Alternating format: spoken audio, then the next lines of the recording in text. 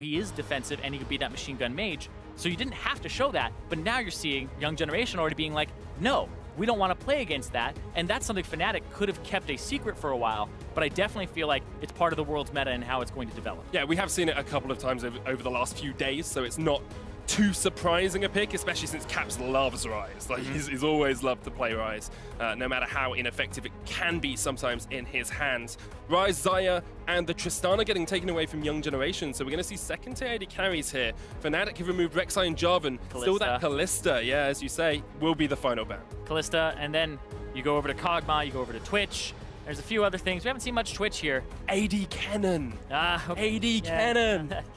No, Reckless has not played AD Cannon since Rift Rivals, where it was a resounding failure, in all honesty. Young Generation not going for the Rakan, which we've seen so powerful, instead going for the Thresh as their support lock-in. Yeah, considered a counter to the Rakan because Rakan's W is a back-loaded cast time, so you move and then you go, and you can interrupt it very easily with the Flay and stop that from happening. But the Sejuani making it through for Broxa here, this is a champion that constantly is banned away, and with Fnatic banning away two other top-tier junglers, it kind of leaves Venus to go towards the Gragas, which he already played and wasn't that convincing on.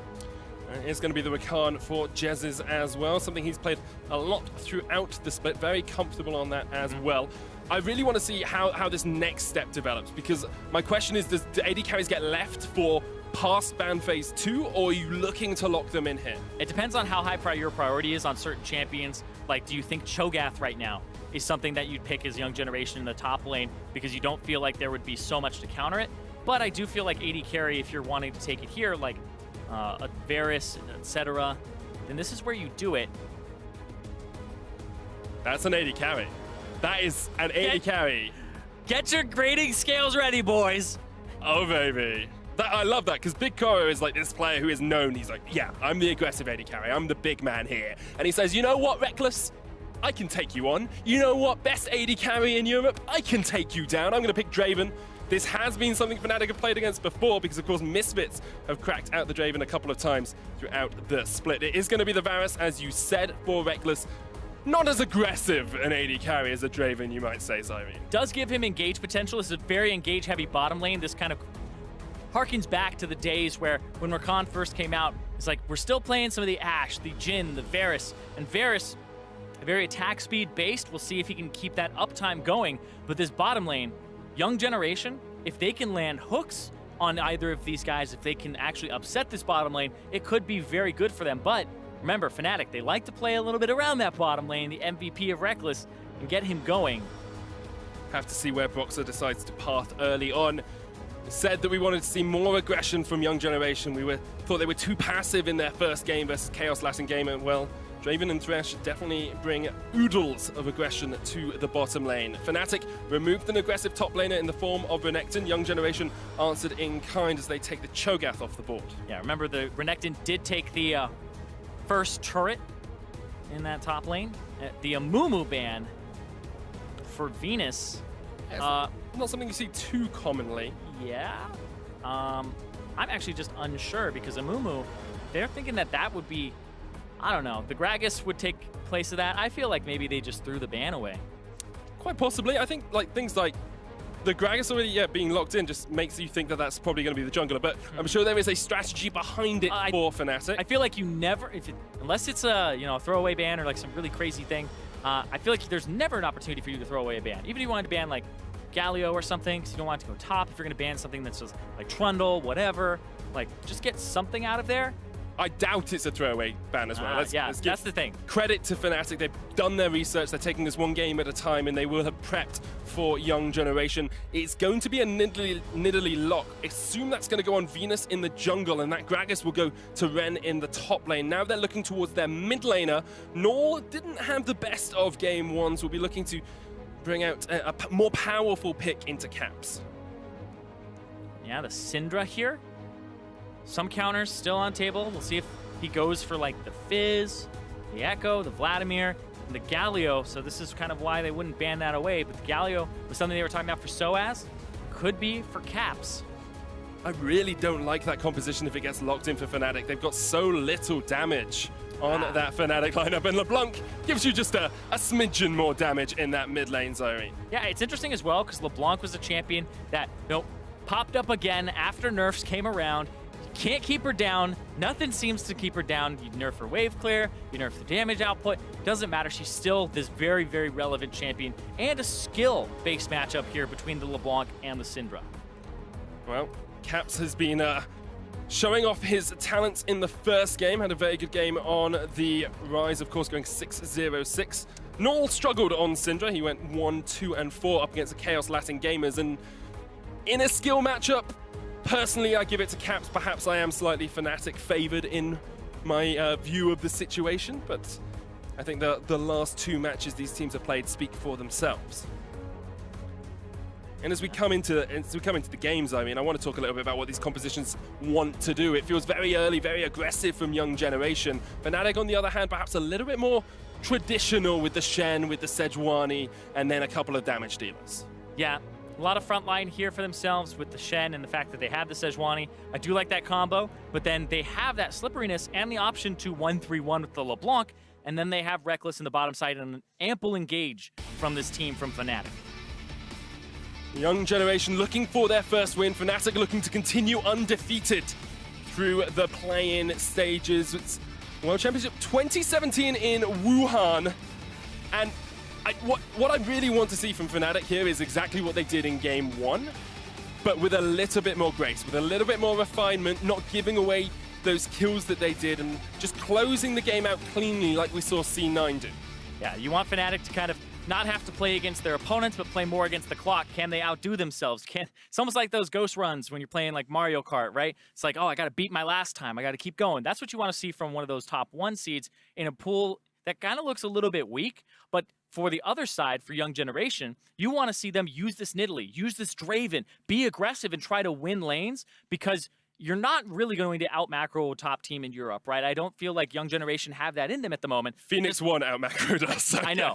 I'm just saying from this perspective, yeah. right? In this matchup in particular, you're not looking at your macro game. You're looking at smash lane, get enough of an advantage that it's insurmountable that you get to force things down. That's usually how I would approach these matchups, where it's kind of the David and Goliath in the group. It's a little bit courageous from Young Generation as well to pick, mechanically very heavy laners and say, okay, we're going to win lane against Fnatic, who are known for their strong laners. Yeah, but you can't pick losing lanes and then just have them run all over you. So they pick things that are incredibly aggressive, but now it's kind of the opposite of, some teams like to stall it out, and we know a lot of teams that are not really high in the standings will usually be passive and not make things happen. So you want to see proactivity here from the side of Young Generation and trying to make Fnatic play their game.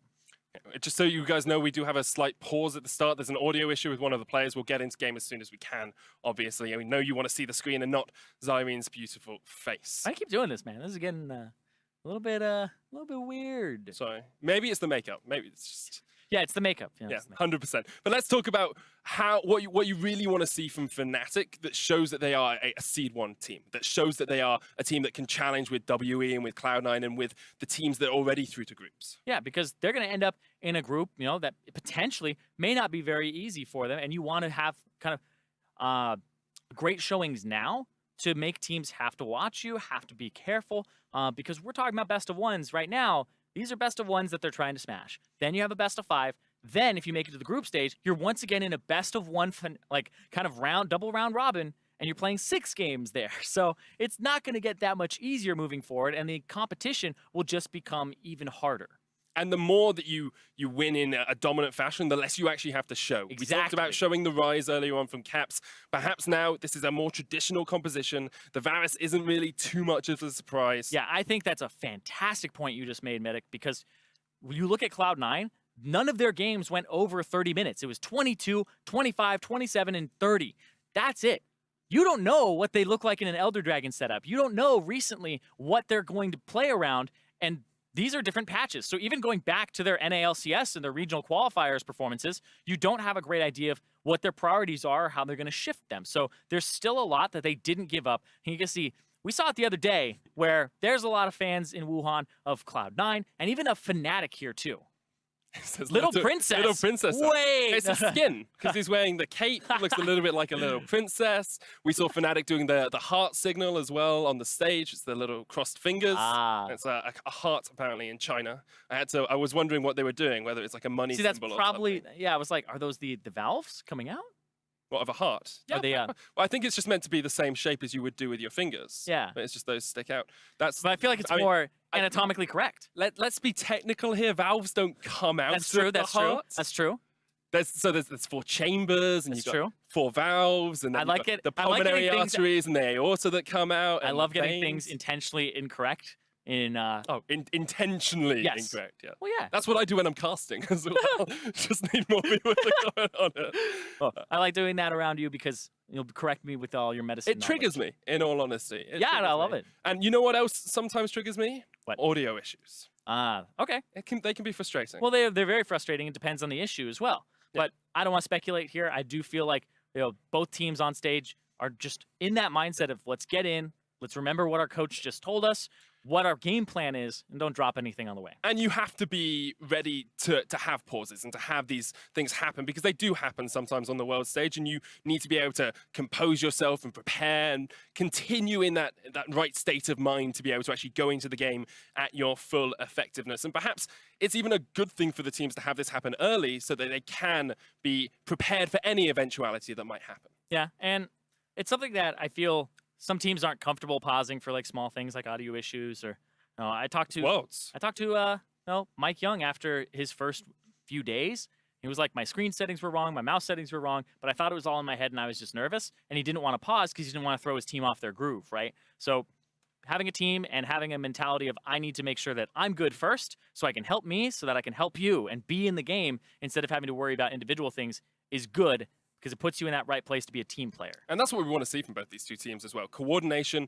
Even when you've got an early aggressive team, you can win lane, and then you help the other lanes. You help the rest of your team. You go for those dragons. I think we're just going through ready checks, so we should be into the game in just a minute. Yeah, and that's why I think that mid lane, we talk about how, there's whose meta is it these tanks, these Cho'Gaths, these top laners? Is it these bottom laners, these Tristanas, right? I honestly still feel like mid lane is the most important lane in the game to get ahead, to open up the map. If you open up bottom, you can maybe do lane swaps and get the top turret, and I would say that's probably the second most prevalent place that you should actually put your attention. But having a winning mid laner, even just in skill, winning matchup, whatever it is, even just camping them with your jungler is super important, and especially at this world where there's so many great mid laners with jungle as their partner. And that's so vital for Fnatic as well, because during the split, we saw Broxah go nowhere near mid lane. Caps was on an island. Broxah actually spent one of the lowest amounts of time near mid lane of anyone in the European LCS. That's changed a little bit. He's now much more willing to give Caps the time of day, much more willing to help out. And I actually think Rift Rivals was a major shift for that, because we saw the NA teams just absolutely destroy Caps in the mid lane. We love mid, and it's it's affected my casting a little bit, because when I was looking at the last game, I was like, where are your 3 control wards around mid? Where are all of your regular wards to force sweepers and force people to come towards mid? Because as a mid laner, you want the action to come to you. You don't necessarily want the action to go elsewhere early, because you just want to be able to have things happen central and then move from there. When we are onto the Summoner's Rift as everything gets set up. Fnatic versus Young Generation. Young Generation still looking for their first win, coming, of course, from the GPL, the second seed after GAM had such an impressive showing at MSI. And we'll see, because they didn't look much like the Gigabyte Marines, and people were expecting that a bit. But now it's looking a little bit like the Gigabyte Marines are a one-off at the top. But we said that about Flash Wolves a few years ago. That's true. But also, the composition from Young Generation, I want to see what this looks like, because this looks a little bit more like Gigabyte Marines. Crazy stuff. They're going to be up in your face. Venus isn't known to be that jungler who's kind of like taken after Levi, but this Nidalee gives him an opportunity. Oh, 100%. And Young Generation, they're basically the sister team of Gigabyte Marines to a lot of degrees. They stayed around, they delayed their flights to make sure they could scrim more with Gigabyte's Marines. They copy a lot of their styles, but they're really intent on being a unique and individual team as well. They don't want to be Gigabyte Marines light. They want to have their own play style and be able to play it to great effect. Yeah, only been around for, I believe, a year, the Young Generation squad. and they've gotten second behind Gigabyte Marines pretty much all year long. And so, able to have a few best of fives that went the distance against Ascension, and then ended up as the second seed here. And I love the trust they invade give to their players. They are going to go for a bit of an invade. Reckless gets caught out by a spinning axe. Pallet there as well. Just getting some damage. Sejuani has such good secure on buffs as well, though, because you get the stun proc, and it gives you a massive burst of damage when you do get your passive off. Yep. It's a flat 400 magic damage against camps. Actually made me question if it was bugged or not the very first time I played it, because it says 10% HP or like percent HP of your enemy, and then there's like this little thing that says 400 damage, and I was like, oh, I thought it said up to 400 damage like other abilities, right? No, it's just a flat 400 against camps. She does Scuttle Crab faster than any other jungler in the game. It's a little absurd, but it does allow her to work.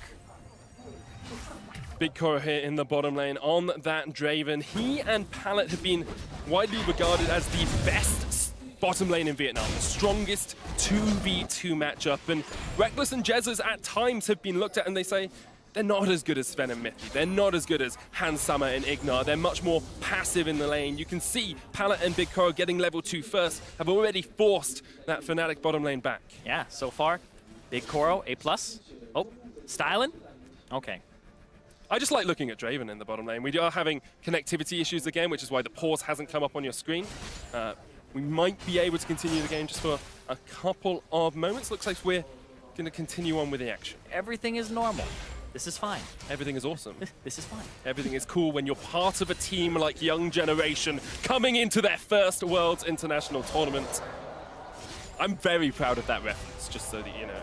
I don't know if you caught it.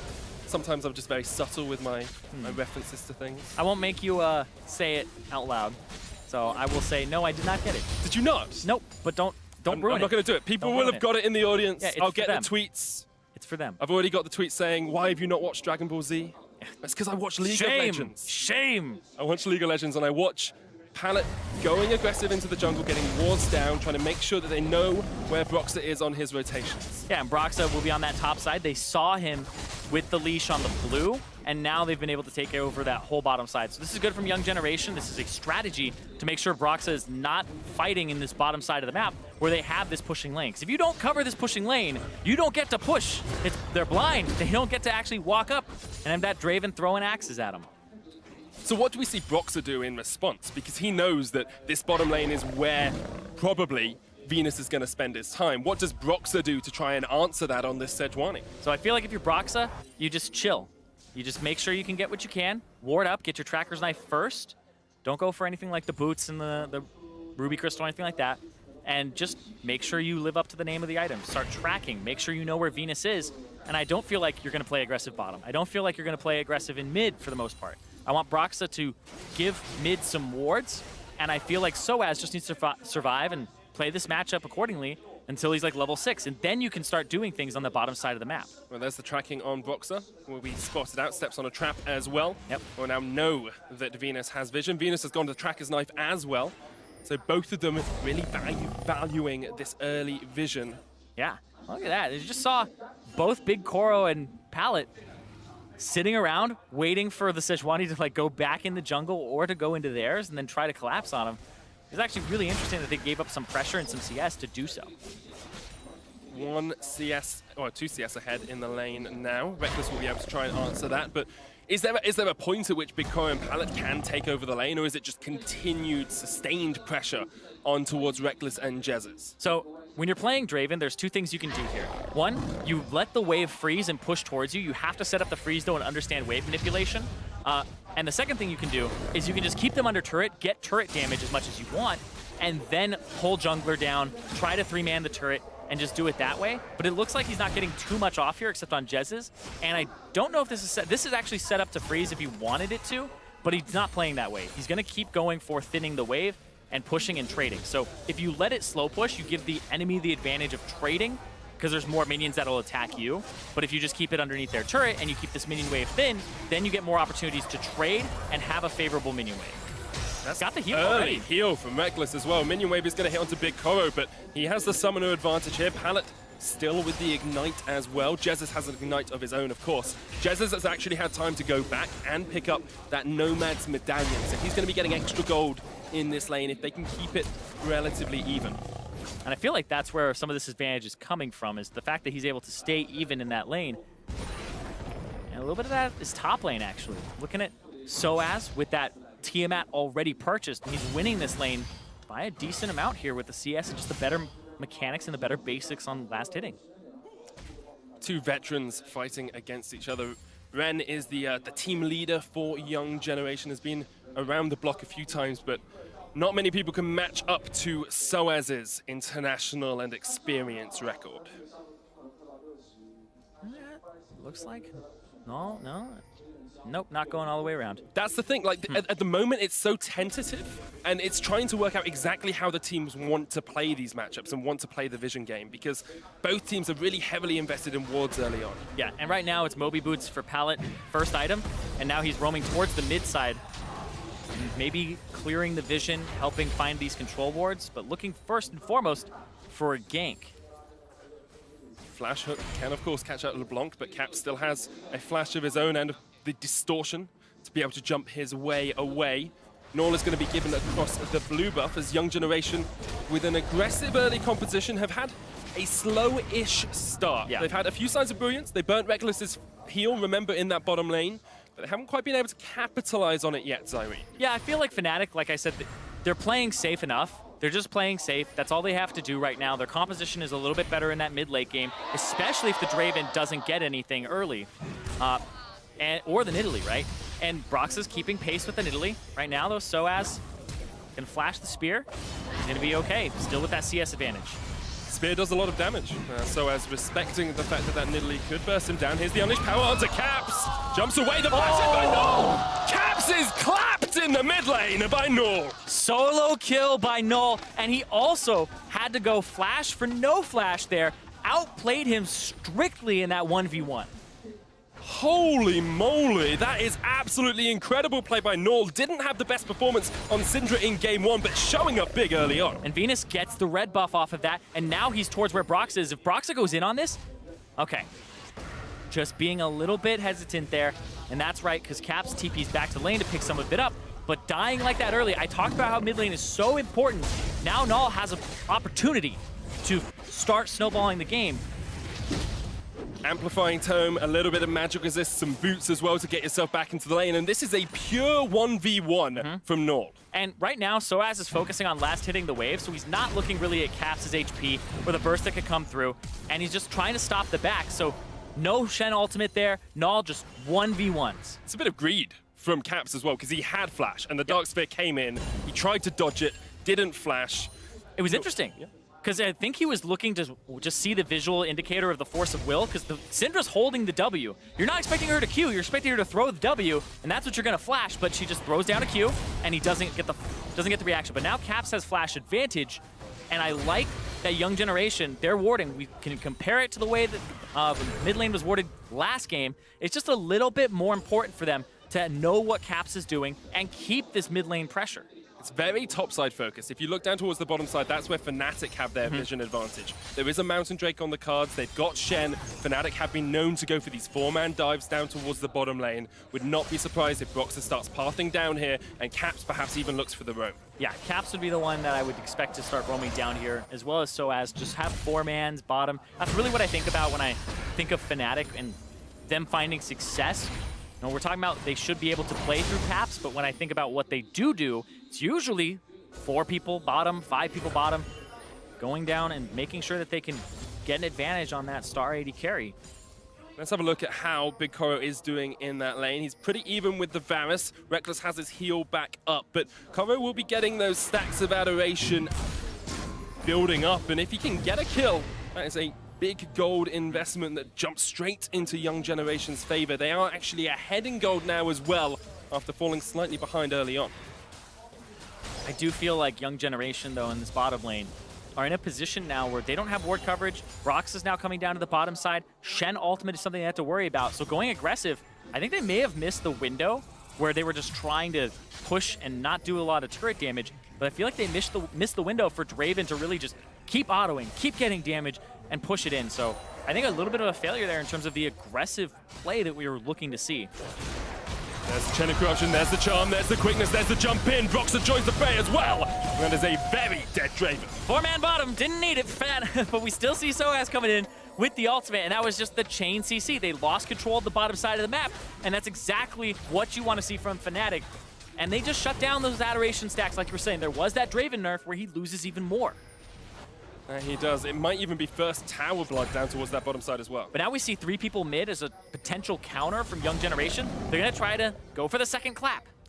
The ward there actually spots them as they come around. Caps knocked back, flash hook, Pallet. That's another kill onto Caps. Pallet will secure it. TP coming in from Soaz to try and save the tower. Meanwhile, bottom lane tower does fall. Fnatic with 1,000 gold ahead. And it looks like Young Generation are not able to completely capitalize in the mid lane. They are pathing up towards top though. And Gragas is on that tower. Yeah, Gragas on that tower, and you can see even using the ultimate just to clear minion waves. Gonna bring the Thresh up as well. Nidalee will be here too. But Fnatic have that gold advantage off of that one turret that they got. Too far. Big Koro, jump in. Jezis doesn't get the knock-up. Knocked back onto Reckless. Has got the flash. Big Koro with a flash of his own will jump underneath the tower and escape for the time being. Yeah, but now with no flash, your next chain of corruption, your next charm, your quickness from Jezis should be a kill and another combo. This bottom lane, ever since like Jezis really joined the roster, I feel like when he started playing things like the Camille, when he started comboing with the Fnatic Kennen pick, right? It was a lot about having an engaged bottom lane where once you blow a flash, you're not playing so much to like kill or play for lane or anything like that. You're playing for flash. You're like a jungler where you're like, as long as I get their flash, we're good. Because my flash for his flash means that I have a better engage ultimate that I'll just be able to use that on him the next time and it should be a kill. And we're starting to see more of the evolution of Fnatic as well. Going from the more outlandish picks in the Camille and the Kennen and these things that perhaps the meta didn't define as good into picks that the meta says are good that still work with their unique and their individual styles. Yeah, it's not so much like forcing it to work, it's finding the things that still have those strengths, like you said. I want to come back to mid lane as well because Norl is looking very strong here. 20 CS lead over Caps, who is struggling, but meanwhile in the top lane it looks like Soaz is going to be joined up by Reckless and by Jezis looking for a tower. Yeah, there's 3 people, 3 on the top side here, 4 counting the Sejuani coming in. Now they're looking for Caps! Gets knocked back, the hook doesn't connect! Oh. As Pallet was expecting the flash away from Caps, but I think he was still stunned up. Was still stunned up there.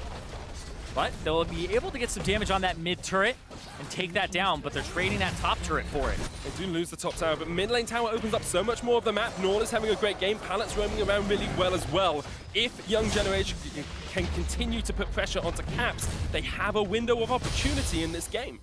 And Caps, somebody that, you said they don't play around a whole bunch and gets left out to dry.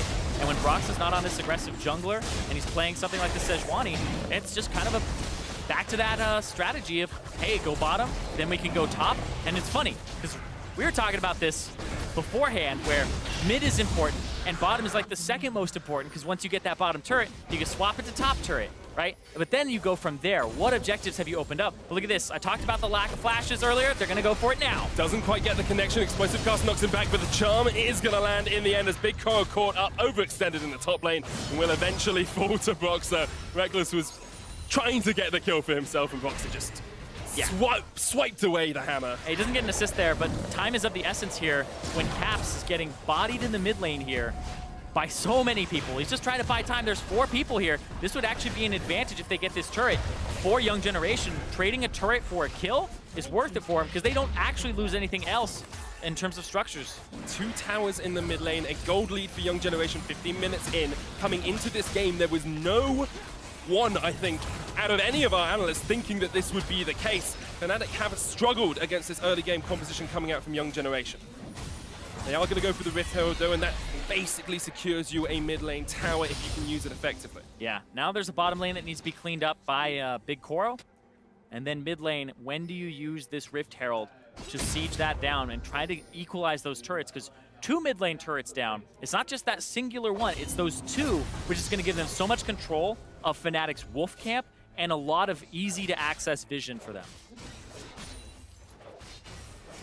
Coming back to the mid lane discussion about Caps, we've seen a couple of really strong LeBlancs across the course of play-ins thus far. Jensen being a prime example of how to pilot this champion incredibly effectively, and Caps was was meant to be the next big up-and-coming mid laner from EU. He was meant to be the next Bjergsen, the next Jensen, the next Forbidden, or the next Perks. And he was the baby faker. He was the baby faker, and he hasn't quite lived up to that moniker yet. There are times when he looks absolutely brilliant. There are times when he looks like he can 1v9 and take on the world, but too often he falls behind. Too often he gets caught out by the enemy team.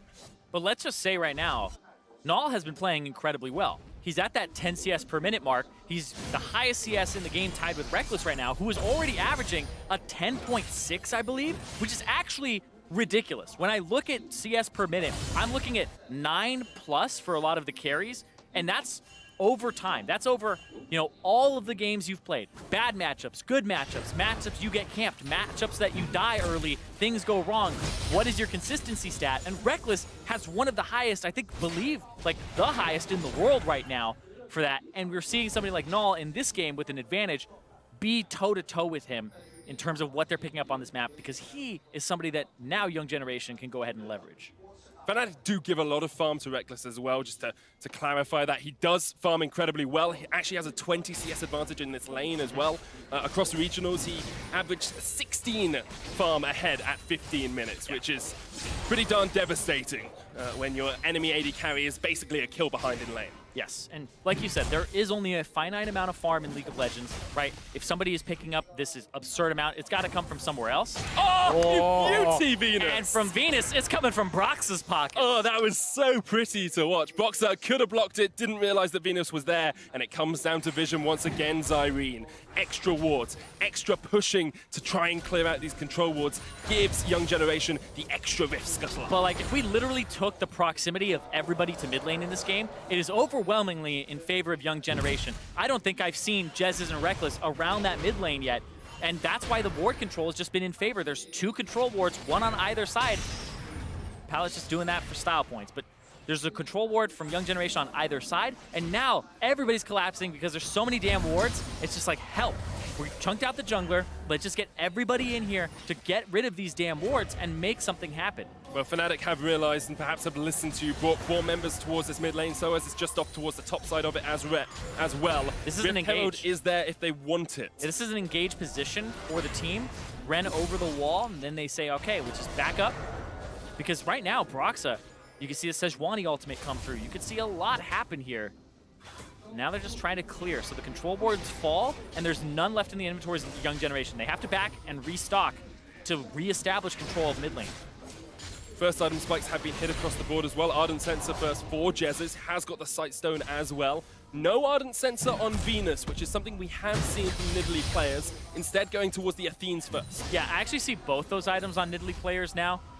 It's really interesting because you buy it just to become like a heal bot, and you spam that heal on people, and it makes it so that you're having a pretty good time. Also, fun fact, because the Tracker's Knife gives you 225% base mana regen when you're in the jungle, not when you're out of it, you actually get, I believe it's 55 AP or 45 AP from Athene's Unholy Grail. So as a jungler, buying Athene's Unholy Grail, you can see Venus's AP goes from 125 when he's just walking around, and then when he gets actually in the jungle and not the river, it'll go up to 170. So he gets himself right there, boom, 45. Quick maths. That is the Rift Herald was spawned in the mid lane as well. It was actually all the way back at the inhibitor tower.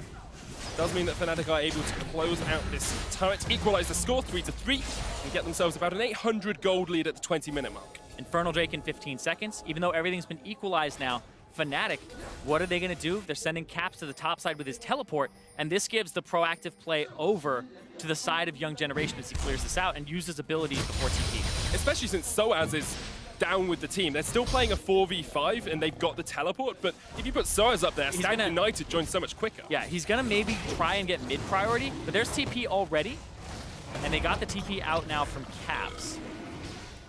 Infernal Drake still there. There's so much engage from Fnatic. There's so much engage. I don't know if you can walk even close to this. They're so scared. Yeah, exactly. You have to watch out for that. Venus still got hit by it. Does manage to get away, but Fnatic will take their just desserts in the form of an Infernal Dragon. Well, also mid lane priority. You'll push this out.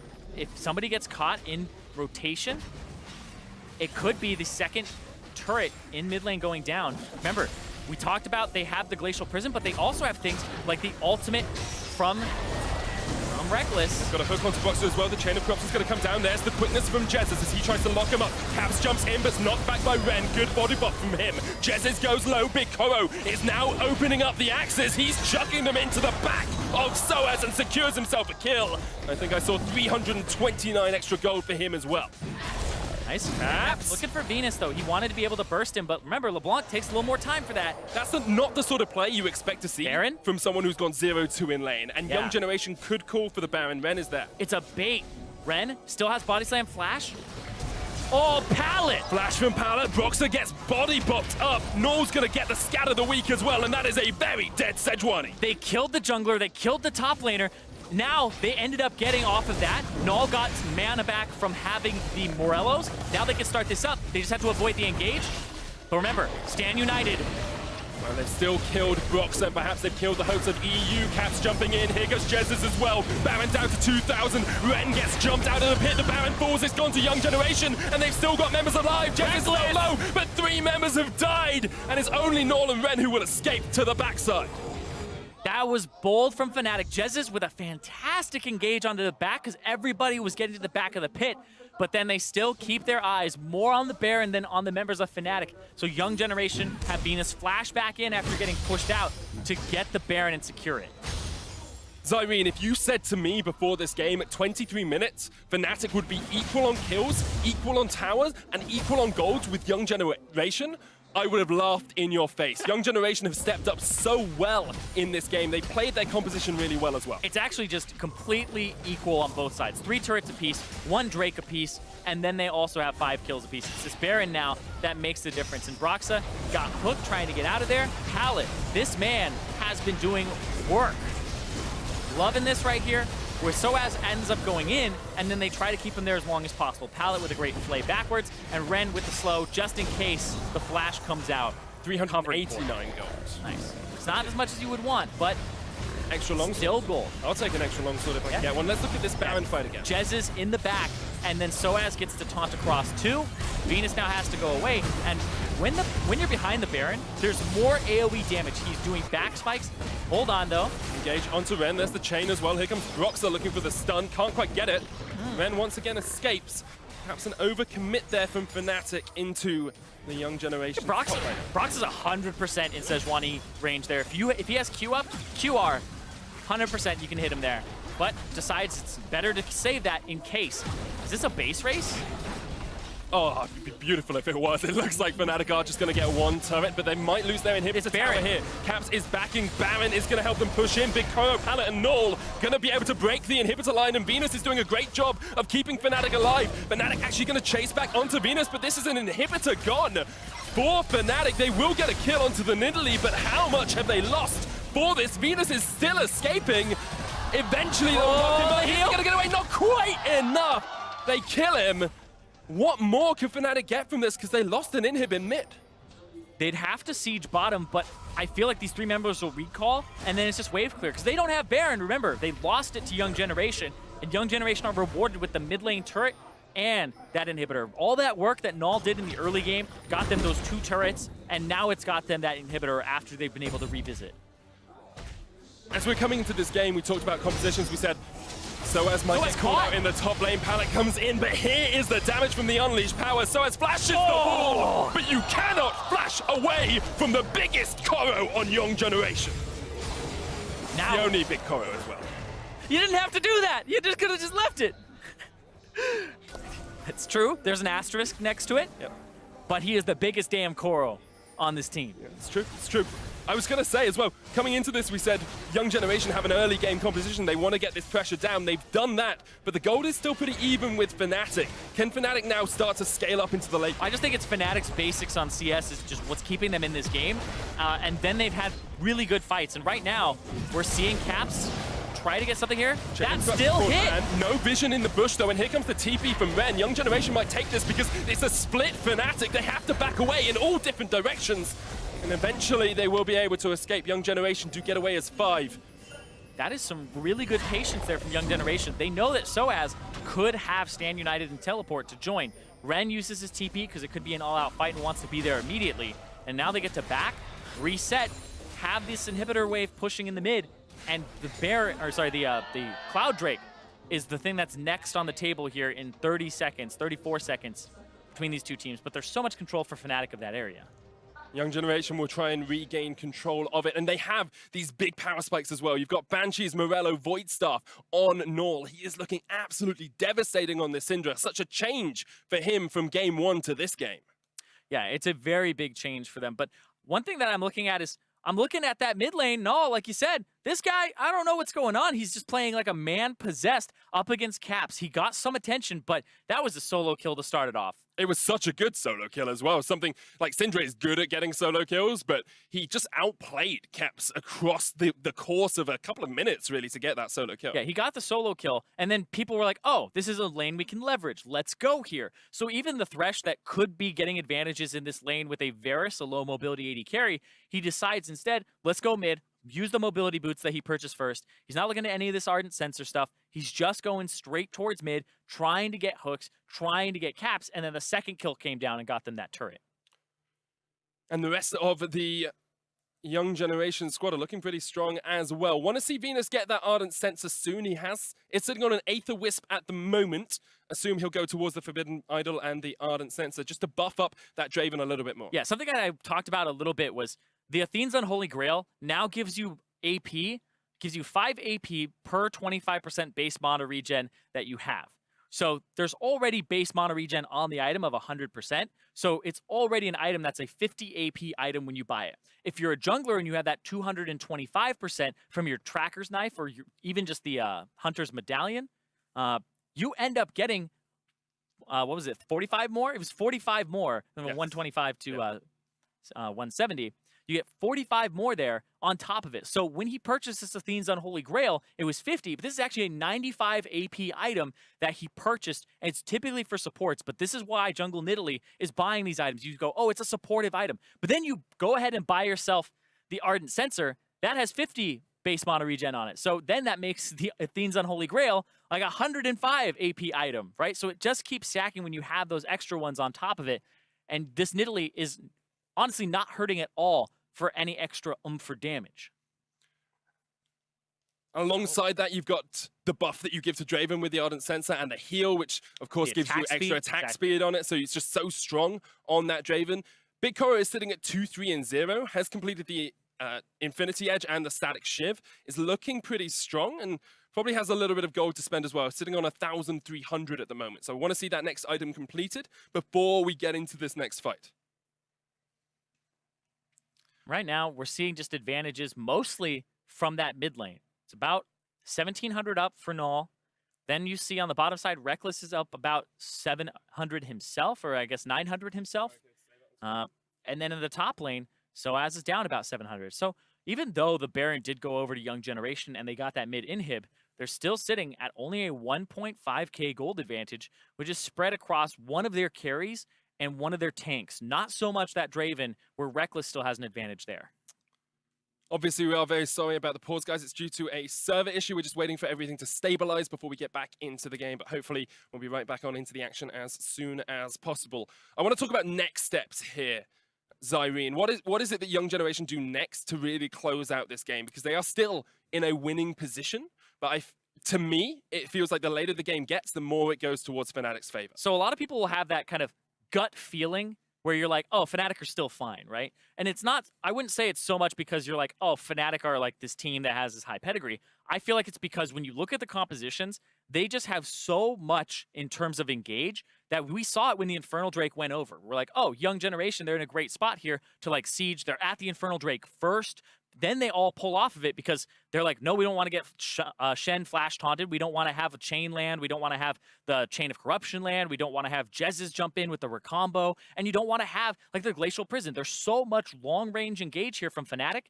And that is key when you're playing against a team that wants to kind of be a little bit spread out and has good skirmishes, but they don't have high CC, right? So the Nidalee doesn't offer CC. The Draven barely offers any CC, right? So you're looking at this composition that if they are not 5-on-5 and the CC doesn't hit perfectly, then Young Generation have an uphill battle because they're facing damage against a lot of crowd control. When the crowd control hits, your damage drops to 0. The best CC is yeah, death. and the reason that CC, exactly, and the reason that people feel, or you would feel that Fnatic still have an advantage because of that is because when you're proactive, that means any time that young generation misstep, somebody is in the wrong position, they could get Sejuani ulted. So you have to respect the range at which these things happen. It's one of the reasons that Rakan is so damn popular and so damn good in the games means, hey, we're sieging a turret, but make sure you're always thinking about from all angles this 1300 plus range that could possibly come out, or else you lose. And I think there's a big thing about just which team has more engage in general in the play-ins thus far. We saw it in the last game with having that Rakan, having the ability to jump on the back line, the ability to lock people up really defines how teamfights go. And then you're looking at vision for that as well, and how you can set up around making sure the enemy doesn't know where you're going to engage from, doesn't know where the threats are located. And that's one of the things I'm looking forward to when we hit the group stages, is because SK Telecom T1, historically, one of the best teams in the world at playing with low engage because they know how to bait objectives. They'll get to the dragon first, like we saw Young Generation do, but then they have the better setup. They know what they want to do. They'll throw spears. They'll end up using things that kind of force you to walk towards the dragon and put you in a position that you don't want to be in, and they will constantly draft compositions for that. So I want to see what SKT does if they adhere to that, where it's, hey, engage is the king, or they'll go, engage is for babies, disengage is what you need to do, you just need to be better at getting to these places first. Because I think both are actually very viable ways to play League of Legends. We have to see which one our analysts think are more viable, as we're going to hand it over to them as they break down how this game has been going for Fnatic and Young Generation thus far.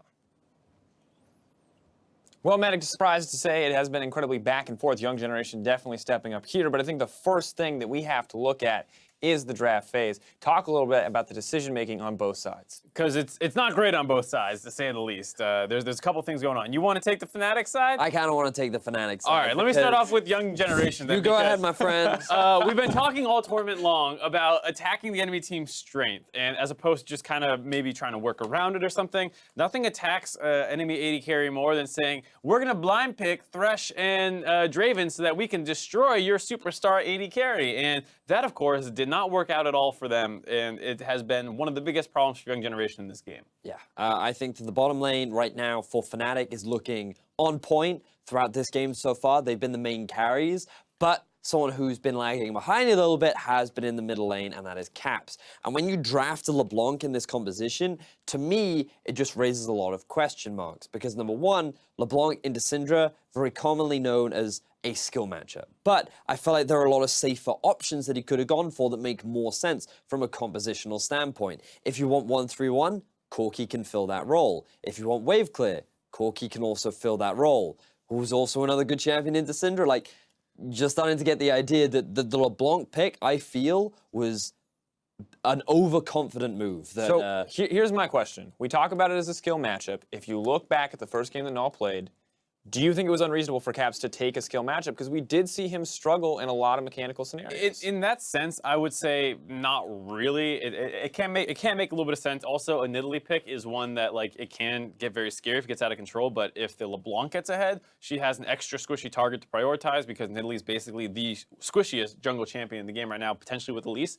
But I can see the idea that if you think you're going to smash this team, that you don't really respect them, the LeBlanc pick is a good pick to style on. That's a very valid point, Mark. But do you want to know why Fnatic is our Pool 3 team rather than our Pool 2 team? Because they had that same sort of mentality going up against Misfits, and then they ended up getting 3-1. I like you say Pool 2, like they were never, ever going to beat G2. We have to be realistic here, okay? You're not even giving the Pool 1 The credit. point is, that sort of perception is what landed them in this position in the first place. And I don't care how hard Young Generations lost earlier on in the day, their goal was to take every team seriously, and right now, I felt like Cap specifically really underestimated his opponent, and he ended up getting punished for it. And the thing is, we talk about the Draven being potentially an overconfident pick, the LeBlanc in a similar fashion, but one of those picks is working right now. One of those picks has had a decent amount of impact in team fights. The other one is having trouble doing damage to a Nidalee, which is, one of the squishiest junglers in the meta. Yeah. So things are looking a little rough for Fnatic right now. Yeah, I mean, Nidalee, if she gets ahead, she builds some MR. It's just that the LeBlanc shouldn't be behind. So that's the big problem. And like you're saying, the Draven, it's not like it took off and started doing better in the mid game. It did get some good auto attacks in, threw its ultimate out in one skirmish. That's great, but it really does feel like this came down to both the mid lane play out of Null stepping up hugely, as well as the fact that they, when pushed on making a decision, they were actually able to execute on that. So you have to give your credit to Young Generation for stepping up here. You also have to give like a lot of onus towards the confidence the young generation is going to feel right now, because a lot of people expected Fnatic to have the same sort of performance that Cloud9 and WE have had, but already in game 2 of their group stages, they're starting to struggle. They're starting to fall under the pressure. And young generation, based on the current game state, are on track to win out on this game. And I think the biggest concern is that we're seeing Fnatic, when the pressure is on, now default back to some of the same strategy we saw them use pre-Rift Rivals, which was splitting up the map, hoping that they can outthink their opponent in a lot of these high-tension scenarios, whereas they're coming up on the losing end of so many of the plays that they're initiating. Yeah, that's what feels like the weird part to me, where it's going beyond like, okay, maybe our draft was a little, greedy. Maybe they got, some good plays on us. It does feel like a bit of a breakdown with how much young generation is actually getting off some of these plays. It's not like, oh, we just lost the target. It's now like they're running around the map. They're taking our mid inhib. We're losing people left and right. That's where it feels a little bit more of a potential like synergy issue for me. I think overall, though, it's going to be interesting to see exactly what Fnatic can do to get back in this game, because we do see some small individual mistakes. Soaz most recently was just caught out. Now the concern is how do they actually come back into this? What is actually the next step for Fnatic in this team? Because let's be honest, Varus is not a late game scaling hyper carry. I mean, neither is Draven to a certain degree, but it doesn't feel like there's a clear, this one champion will inevitably be a game-winning win condition. I believe right now, YG, do they still have the Baron, or is the Baron just about It's about to time out, I believe. Yeah, so I believe it's just running out. So, because one of the first things I was going to is Fnatic just need to wait for the Baron to run out and stop trying to force things from happening and just accept your losses. Now, the one thing I will give credit to Fnatic for is I think that throughout this game, their vision has been stronger, and they just need to either try and find picks or punish a poor map movement from the side of young generations. But very much so, it's about trying to demonstrate that you can punish the small macro mistakes that young generation move in, just find pick after pick and get a few of those kills and gold onto the LeBlanc, because unless she can start dealing damage, this mid laner is not going to have any impact in these future fights. I think that's the big thing. You're talking about a Nidalee, a Syndra, and a Draven. Those are very immobile. You have a Rakan, you have good chain CC follow-up. If you're able to get the Shen Taunt in there, the Varus ultimate, you can find these pickoffs pretty easily. And especially, like you're saying, wait for that Baron buff to come out, and then wait for the next neutral objective where they're going to pin themselves in a situation. Hopefully you can find a flank. Maybe the LeBlanc is able to get the fight started off, or you're just actually able to land some CC with that Rakan on the back line. That's pretty immobile. All right, we're talking about these win conditions, but I want to know how likely do we think this is? Because last time we were in the midst of a game, I asked you to give predictions. We felt like it was pretty clear at that point in the game who would come out on top. Once again, we looked for routes out, but young generation, definitely not the favorites coming into this game. But we're going to get right back into the casters. We'll see what they think about it. Thank you very much, Dracos. We are back on into the action. All pauses resolved, thankfully. Very even game here. Zyrene, 1,000 gold lead to Young Generation. Baron relatively soon will be back up. The Cloud Drake up in only 6 seconds as well. Perhaps not the most impactful dragon in the world, but I'm sure Young Generation will want to set up for it. Yep, but like Vedius was saying, there's better ward control right now for Fnatic. Pretty much across the board, they have 4 control wards down and just a litter of wards everywhere, and they're ready to replace all of them. So they definitely have an advantage in that department, especially with neutral objectives coming up on the horizon shortly. This Cloud Drake, don't know if it's exactly what they want to pick up. Young Generation just seemed like the setup is more important than actually starting it up. They've had a window here, and it looks like bottom turret is what they want. Bigco will be able to secure that one for himself. Mid inhib is still down, of course, which is why Fnatic have to be much more on the back foot as Young Generation push forward. Looks like Fnatic are going for another base race here, trying to trade mid tower for this tier 2. Well, when you're base racing against super minions, I feel like that's not a race. Just better calls from Young Generation. They are playing the map better than Fnatic at the moment, and Fnatic are not reacting. And now what happens is you get the Cloud Drake for free after getting that tier 2 turret. Reckless has to back up because they might just be able to come straight through the river. And now this vision will get denied afterwards if they clear it up. Super good play from Young Generation, definitely stepping up as the second representatives from GPL. Jez is engaged, double charm, here goes Boxer from the flank as well, and we see Fnatic start to collapse. Stand United onto Reckless, but Big Koro is still free to pound away from the backside. Glacial Prism, that's Smithy channeling his inner kills off towards the side as Caps jumps in as well. But Young Generation able to disengage as Fnatic do not find the pick they want. Now you get to keep throwing spears, keep trying to poke, keep trying to land something here, and then force them out. And you can see right there, they have to back up.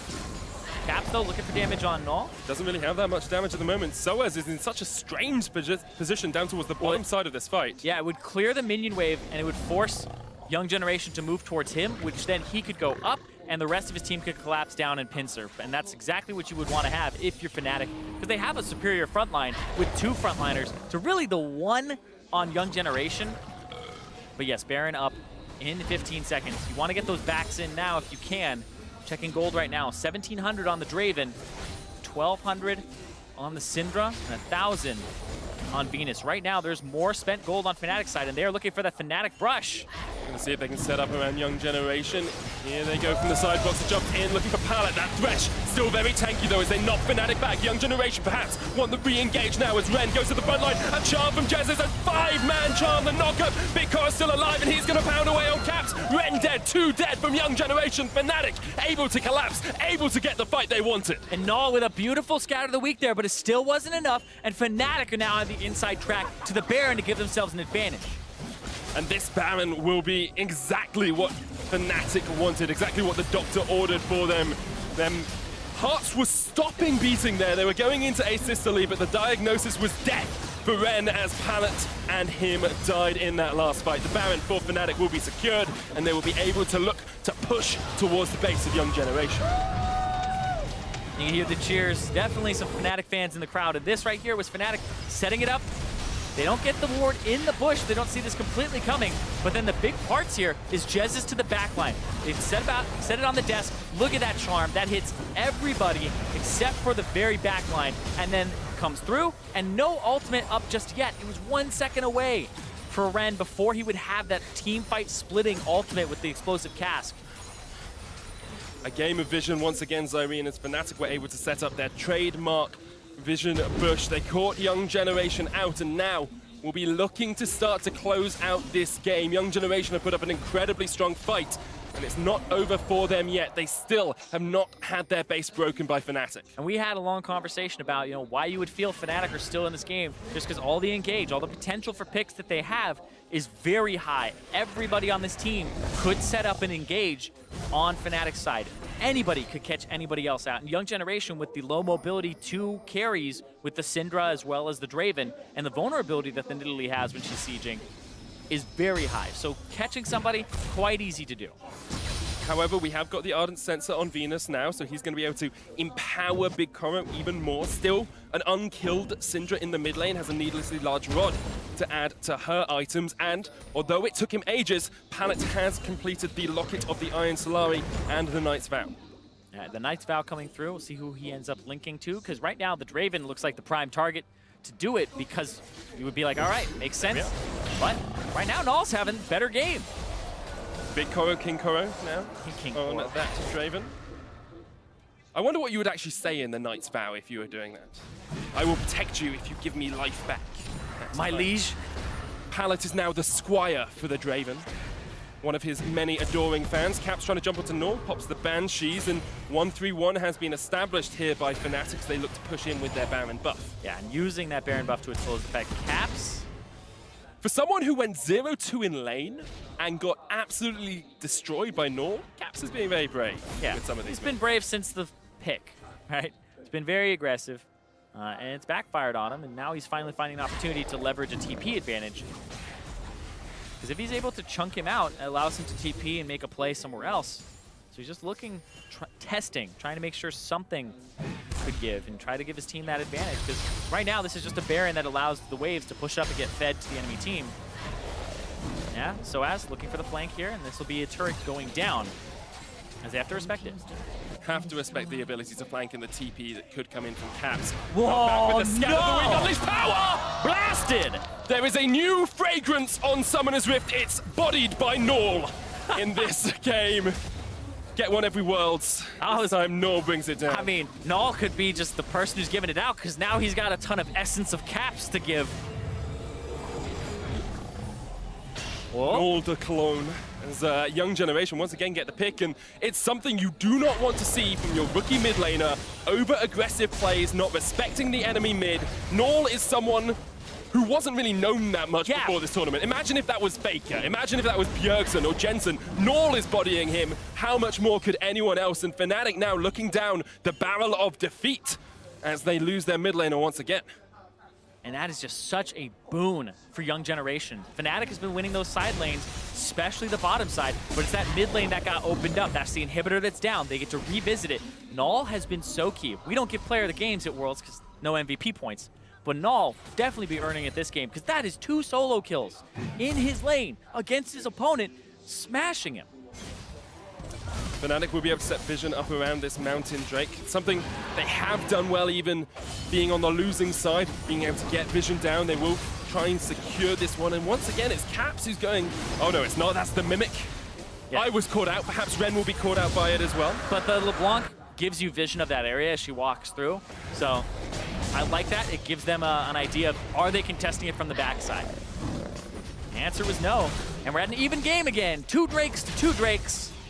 But that inhibitor in mid is the thing that I really pay attention to here. And Young Generation just have more pressure naturally mid and don't have to answer all of Fnatic's pressure with equal amounts unless it's 5 people like they're doing right now. And Fnatic are just trying to push.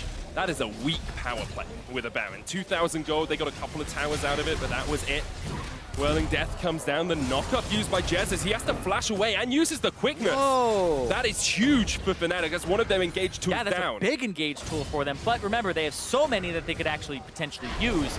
And there's this gigantic wave on the top side. So if you're Young Generation, push mid, push it down, go top with this gigantic wave, clear the jungle, ward it up on the way, and this is going to pay off in spades because once you get these wards down, Baron up in 1 minute and 45 seconds, these will last until you go and try to get that Baron. Caps went down towards bot to clear it out. He is backing now, so he will be with the team, but perhaps it's too little too late as Young Generation can push towards this tower. So as there, Broxah with the flank as well. You got to do something now. There's 20 seconds, though, on Jez's ultimate. Broxah, Onto Broxah, Chain of Corruption comes out, Soas trying to get onto Null, but meanwhile Big Koro is still alive in the backline. Soas down to half, Fnatic holding onto this tower with their lives. A pause as Big Koro is stepping forward and, oh. That is an unfortunate time for us to pause. Of course, the players know that they only pause in situations where it is game-changing or impacts the play, so definitely a solid reason for the pause, I'm sure. But yes. How close is this game, Zyrene? Hanging purely on the edge of an axe, you must say. Yes, absolutely. Edge of an axe, it seems pretty, wait. It's got to be a super sharp axe. Yes, absolutely. Oh, I see what you did there. Okay. But yeah, Big Koro, he's forward. He just got hit by Sejuani. He's up in the air, and the rest of them are ready to collapse. He does have Mercurial Scimitar. He does have Flash. He does have Heal. But you have to think this came out because of something that that was going on with Big Koro at that moment. It's always a possibility. We have used Chrono Break before today, so we know that's there if necessary. I'm sure the league officials will be doing everything they can to rectify the situation. Want Young Generation and Fnatic to have the best chance of winning in Wuhan. Yeah, exactly. Of course, it's all about competitive integrity and what's been going on. But still, in this moment right here, definitely you don't want to be in it as either team. So don't know exactly what's been going on and what caused this.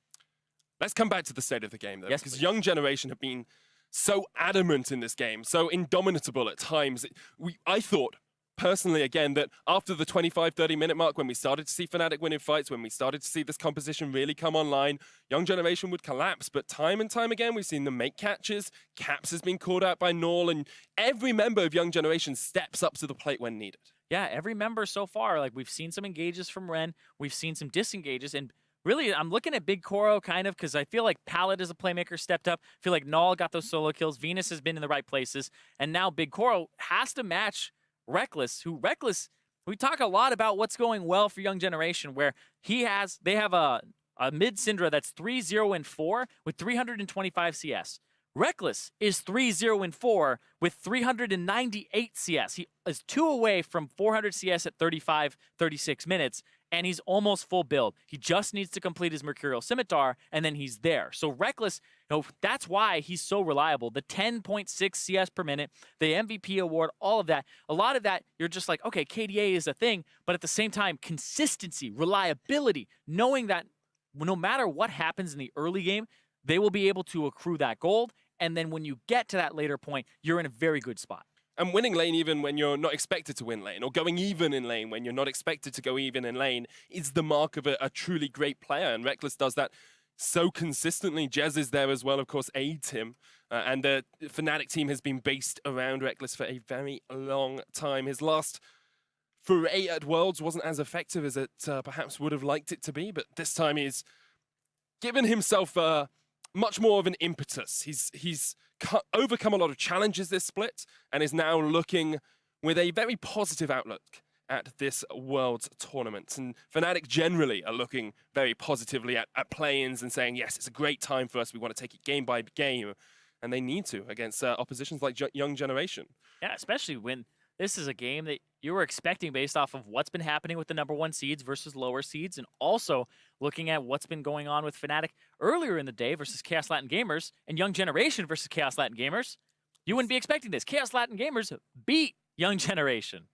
They demolished them as well. Like, you look at the statistics from that game, and Young Generation really weren't able to put up too much of a challenge as the game got later on. They had some moments of brilliance, but you have Nor going 1, 2, and 4. You've got Venus going 1, 2, and 2. Ren got destroyed in the top lane on that Renekton, really wasn't able to do anything in the game. But the things you can kind of sift through and look at, be like, oh, you look at Null CS, he's actually almost 70 up above Plugo in that game. And so you can see even when things are going poorly, this is somebody who could CS in bad situations and would be a comeback tool, right? If somebody doesn't have those basics and those mechanics, then it's much harder to lean on them as a clutch player and be in those positions. But the fact that he just got so far ahead in this game has kind of opened it up for them, and is really, since it's mid lane too, really makes it that central part of the map that Fnatic have been struggling with.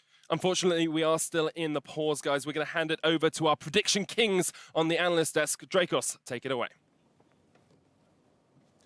Thank you very much, Manic. Welcome back to the analyst desk, everybody. I'm sure they can't wait to see us again. They're actually just here for Vedius, Marcy. I really hate to break it. I can go. You know? Everyone's waiting for my interpretive dance of how Caps plays this game. I would like to see Is that just Can you playing show us? dead? Is like, that where you yeah, you just Well, stay speaking of, down there. let's take a look at some of the early action coming in from Caps, because inevitably it has been a really rough game for this guy, and I think going into the specifics is going to be important to figure out exactly why Fnatic is struggling in this game. So when we get that First Blood replay up on your screen shortly, you can see kind of where this game really felt like it started to go wrong, and really for Fnatic, once again, we did not expect it to be individual mistakes. So just really quickly, you should never really go for a trade like this into a full minion wave that is not even in your favor. Like, it's just a really greedy move where he's trying to assert some kind of dominance, and it ends up backfiring in his face. Yeah, it was just poorly played. I mean, he had flash up, didn't flash the Syndra Q, didn't think it was going to connect on him. He gets picked off in the side lane there. And the big thing was for me was it was not only that he got that solo kill early on, but it was the CS difference too. It was 18 at 10. So Null was really playing well after we had thrown a fair amount of criticism at the first game of the day where he was missing a lot of combos on Syndra. And to be fair, 10 minutes is the easiest mark to track, but he had an even bigger CS lead coming into that 1v1. So he was dominating that lane even before Caps tried to go in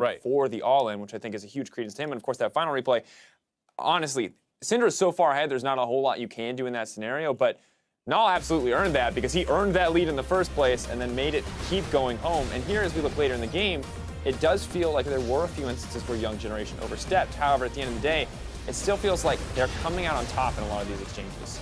Absolutely. I mean, this is off the back of a pickoff that they got initially onto Broxa. They were baiting the Baron, and then they turn onto the Baron. Very risky call, but I actually like these kinds of calls from teams that are considered from the emerging regions, not the favorites. You're trying to go for an upset, and it's very difficult to just straight out prove directly, like, we are the better team than Fnatic, so I'm fine taking more 50-50 focused plays here, because that play is what ends up giving them the tempo advantage to be able to charge up mid lane and take that inhibitor. Yeah, they got a lot of control over the map, but it also resulted in, or you're also able to see Young Generations in their proper inability to know how to use objectives to turn things even more in their favor. So the thing is, like, if you're Fnatic, you have no smite because you've just lost your jungler. You only have 4 members, and Young Generation have 5. They're in the better position, and Fnatic have to make a choice between trying to contest you for that Baron or giving it up.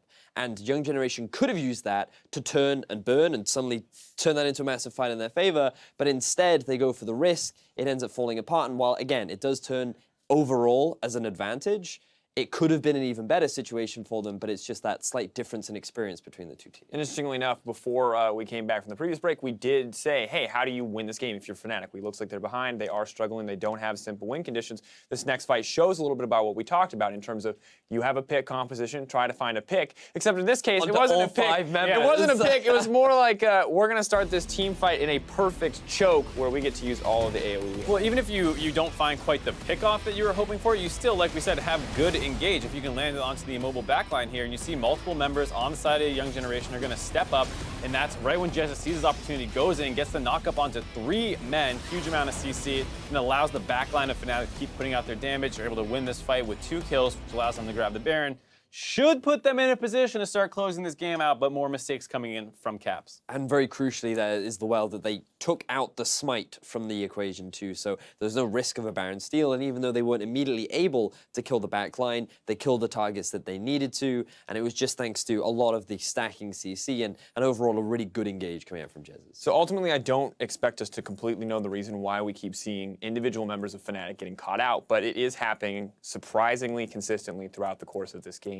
And so I want to just talk a little bit about what is going through Fnatic's head. Do you think what is the reason why these players are overstepping in scenarios where they may not have to? I'm not exactly sure why they're doing it, because that most recent pickoff that ended up happening onto Caps, you're playing the side lane versus Syndra. The point of doing that is not necessarily to kill the Syndra on the side lane. You do that when you're really far ahead, but you can do that still from behind, pull people towards you, and then utilize the fact that you have teleport advantage and maybe look for some things that you can potentially get pickoffs in the mid lane by getting there first. And it feels like Caps feels overly focused on the 1v1 and less about what I can do to help my team. But I also think it's an element of frustration on multiple levels. The fact that Caps, he's now underperforming. He realizes that his performance has put Fnatic in this early deficit. The issues that are occurring right now is always going to be frustrated regardless of the situation. And it's one of those instances where Caps is trying hard to remedy the situation that they're in, and he's not properly thinking things through. He may not be properly communicating with his team, and it's like when you have such a dominating game 1 and then you transition into, hang on, this is supposed to be another easy game for us. Why are we performing like this?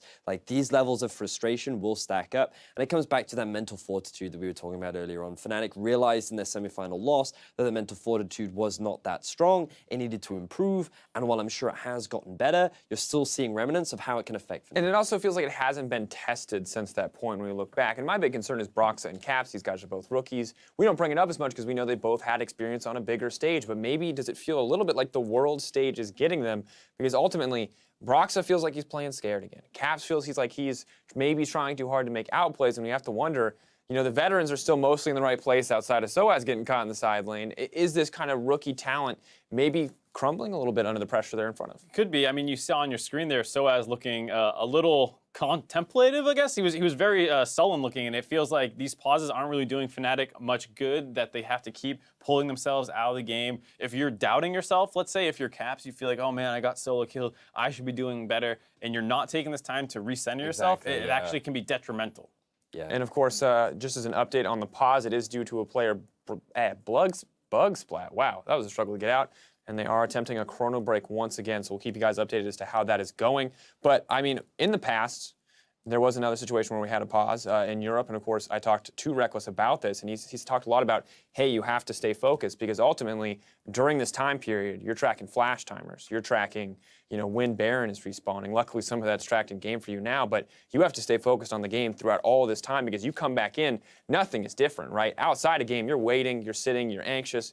And that just feels like a lot of pressure on these guys. Yeah, you have to be thinking about your win conditions, who's strong, who has what abilities up. Like you said, the flashes, can we go for an engage here? That kind of stuff is pretty hard to track in-game. And when you have to worry about, oh man, like, I'm getting in my own head about my confidence, it's one of those things where it's sometimes nicer just to stay in the momentum of the game and keep trying to ride that instead. And I believe the situation that Fnatic are in right now is that a fight was just about to break out around a young generation trying to siege into their own base. So they're definitely in a situation right now where they're on the back foot slightly, and you're trying to engage a fight no longer in a choke point, in a fairly open space. That LeBlanc is trying to get onto the back line, and she's not really that strong too. And you've also got Null, who seems to be having a spectacular game just for himself so far. So you've got all these situations also stacking up against you, and you have to wonder how that affects Fnatic. Like, Caps could be thinking to himself, ooh, how do I turn this situation in our favor? How can I still win this fight for my team? And you just got to think, like, how much does that weigh on the young player for Fnatic? And I want to talk a little bit about the young generation side here, just because it can sometimes probably feel bad for them too. Like, we're finally upsetting a #1 seed. This is great. We had a rough first game. We stuck with our style. We picked the Syndra again. All this stuff starts working out better. And then these kinds of things happen, and you have to take a moment to pause, and you feel like you have good momentum. You're trying to play probably this fast-paced kind of helter-skelter game where you just want crazy stuff to happen, and every time there's a pause, that slows down. So I don't think, either team is too happy about it, but it's going to be about who, coming out of this pause, can figure out exactly what they need to do. Yeah, who can stay composed, right? Because I think you're right to a certain degree, because young generation, they're putting on a performance. Oh, they are. Oh, yeah. Much stronger than they looked earlier in the day, but luckily we're going to continue to see that performance as we get back in the game. And immediately, Chain of Corruption's going to come out onto Pallet. There's the Glacial Prism as well. The fight is started, but a great stun with the Scatter of the Weak. The knockback as well. Unleash power onto Reckless, Soaz, and Brox in the midst of the fray. Jess is there as well. Young Generation on the front foot, trying to catch onto Caps, who has got the chains down. The hook lands as well. Now Young Generation realize they cannot take any more of this action. And back away from Fnatic. Caps not done. Says hello to Big Koro. Welcome back, everyone. So, the game's still as intense as ever, and you can see Fnatic has so much time to be like, all right, this is how we're engaging, and Young Generation being like, all right, how are we disengaging this? And it pans out for both teams. Right now, 50 seconds on that Baron. Priority to Young Generation because the mid lane has been pushed up by super minions, and they've been able to establish vision on that top side jungle, and now they get to reset their wards. Do you like camping, Zyrene? I actually hate camping. My dad took me camping a whole bunch. It's mosquitoes, there's like bugs everywhere. I hate it. It's a shame because this game is intense as Young Generation will be looking up towards that Baron. 30 seconds on it. They want to get vision control. They've got a couple of deep wards from that push that they just had in the top lane. Mid inhib is still down for Fnatic as well, so they're going to have to deal with those supers alongside Young Generation looking for this Baron. Yeah, it makes it so it's much harder to push up, much slower to push up, as you can see, and that gives Young Generation inside track. They can put down control wards, get to look for picks with the Syndra. Reckless now gone Ginsu's and the Wit's End as well. Yep, full build. Something that we see very commonly on the Varus and on Kog'Maw.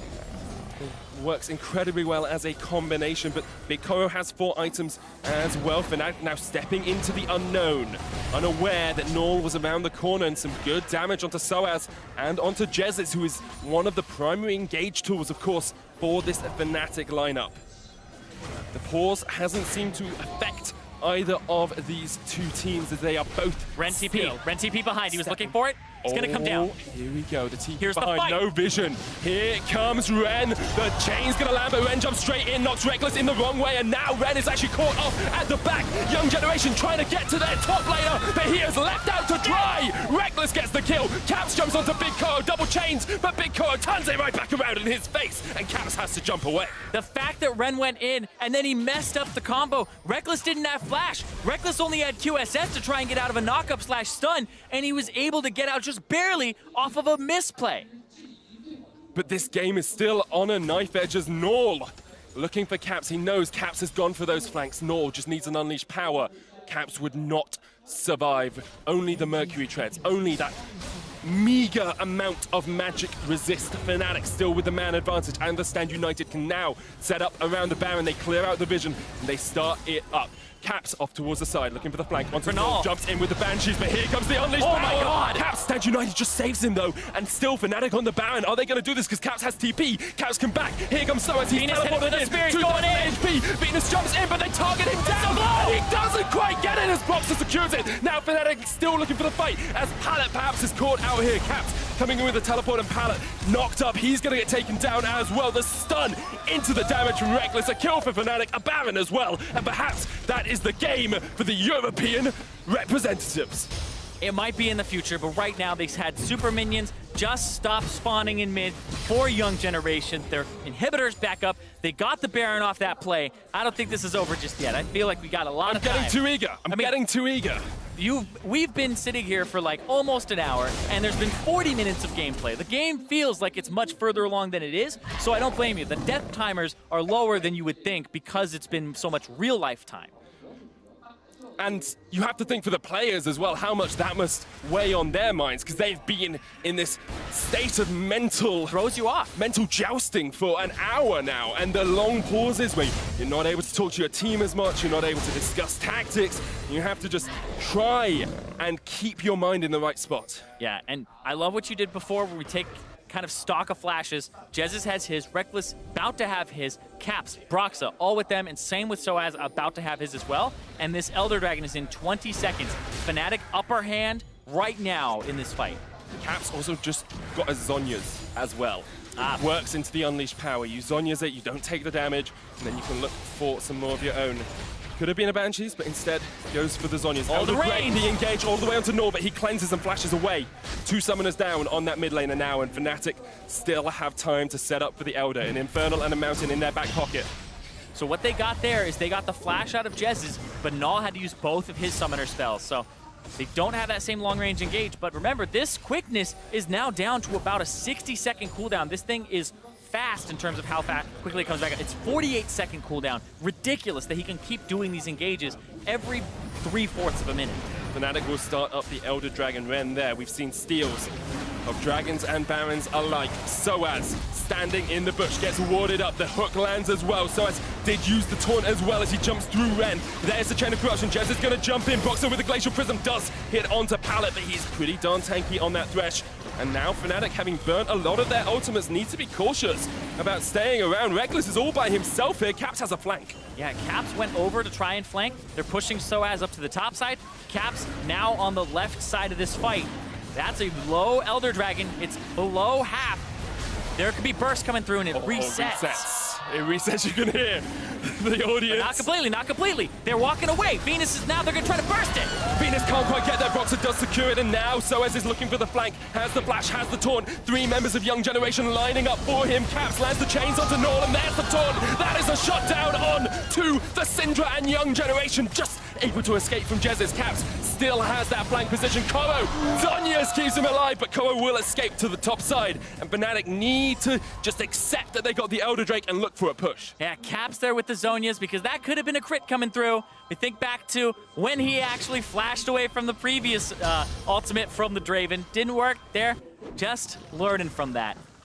That's that first death for Null because they went all in on him without those summoner spells that Jez has gotten. Oh my god, Soaz got so much HP from that with the Spirit Visage. And Fnatic from nowhere have now got a 7,000 gold lead. They're going to break 2 inhibitors here. Young Generation haven't collapsed, but Fnatic have been able to take advantages, being able to pick off 1 member and snowball that away from the Young Generation squad. Now look at this second inhibitor here. That opens up so much for them. Like you said, the game was close, but then that Baron went over to Fnatic after the skirmish, and then they had that team fight just now at the Baron with the flank. They're setting them up better, and they're executing better with their engage. Young Generation will take a lot of hope from this game, though. Although it's currently looking like they'll go 0-2 on day 1. Could still, of course, beat Fnatic in this game. Don't want to totally count them out of it. But challenging Fnatic like this is a breath of fresh air for them, and they'll look at tomorrow and say, we can take out Chaos Latin gamers. We can at least get that tiebreaker for ourselves. And it may just be a little bit of that wake-up call for Fnatic early. If Fnatic end up going down in a game like this and not losing it, they'll have that sigh of relief, but be like, hold on, we still have to keep true to their promise of taking it 1 game at a time, 1 match at a time. Because the desk was talking about it, where it just seemed like some overconfidence from Caps, but also the team not playing through mid gave Young Generation a lot of rotational advantage. And Young Generation just seemed to be that step ahead throughout the entire game. We saw base trades where Young Generation were taking an inhibitor, and Fnatic weren't even getting an inhibitor tower, or even just only getting the inhibitor tower in the bottom lane. And now with the 1-3-1 that Fnatic have, they have the double TP, much easier to exploit. You can see that Young Generation are trying to keep Super Indians out of their base by meeting them almost halfway. Now the Elder Dragon will wear off, and now what are they going to do with this? Because the 1-3-1 will start pushing you apart. Do you just have to pull the trigger? Do you just have to engage and say, we'll burn both of your teleports and try and get out, or burn both your teleports but already perhaps have killed someone? Well, remember, Ren tried that with his TP flank. There's no real flank wards on this top side that's set up for him with the vision that Fnatic has, so it's good from them to be, putting their due diligence in their sweepers. Cap's able to dodge the Scattered Weak there as well, of course, so vital for him that he comes back after losing a lot early on and getting caught out a couple of times in those 1v1 matchups. Fnatic with a 9,000 gold lead are just looking to close this one out, but Young Generation have put up a magnificent fight thus far. Yeah, we're seeing 6 items for those 80 carries. Mid laners are approaching that as well. This gold lead really hasn't manifested too much. Like, I'm looking at these item differences, and I'm not seeing too much of a difference here. Ah, okay, yeah, because 5,000 of that gold lead is Reckless, and he's full build. So Reckless isn't going to get any stronger. He's actually sitting on 5,000 gold in his inventory. And he's got 545 CS as well at the 45-minute mark. Because at some point, you just can get no stronger in League of Legends. Pallet looking for the hook on Soaz, can't quite connect with it. Still this inhibitor tower at full HP, but the super minions are pushing in to the base of Young Generation and will continue to force them back. Yep, 20 seconds on that Baron here. And that's why they have control of this top side. They're just sieging it, making sure that the super minions push bot and mid. And now, this has been unwarded because you've had control of this area for 3+ minutes. You know there's nothing here from Young Generation. It's completely dark, no flank wards, nothing. They're gonna have to face check, walk up, and it's super risky, but here's the teleport. Ren's teleporting in. Young Generation looking for a final foray into battle against Fnatic. Hook onto Boxer, not the target they wanted, but still, Fnatic have not TP started bot. the Drake. Soaz gonna try to split. They saw him TP away, and there's a big wave there. And Soaz still has Stand United to get back in, so he's gonna pull Ren here. But Ren can't actually just stay here because he would have to match the teleports. This is Fnatic trying to play the map. Yeah, this is exactly what they're doing. They're trying to pull them thin. The Syndra isn't there. There's the TP. TP from Caps. Venus is here, has landed a spear on the Baron, down to 6,000. He's looking for the steal. Jez is there in the front line. That's going to be a Baron for Fnatic. Great play from them to pull apart Young Generation's defense. Yeah, it required Null to stay there.